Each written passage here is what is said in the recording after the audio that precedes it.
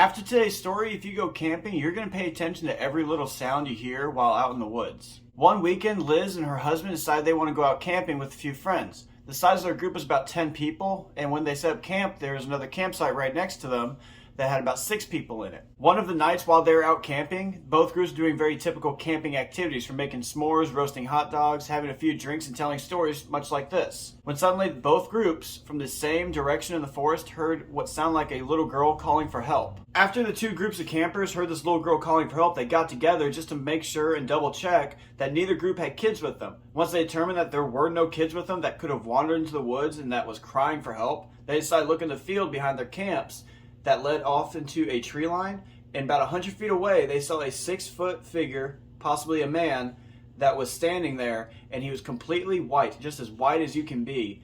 And once they saw him, they decided they were going to go investigate, so they all, 16 of them, started walking towards him. But as they did that, he backed over the hill that led down into the tree line. Before he disappeared into the tree line, they noticed that he kind of jolted like he was yelling, and that same screech, what sounded like a little girl, was coming from him. At this, the campers decided that they weren't going to pursue whatever this thing was and decided to just go back to their tents. And they tried to sleep that night, but none of them successfully did so, as they heard the sound of a little girl crying out for help through the entire night.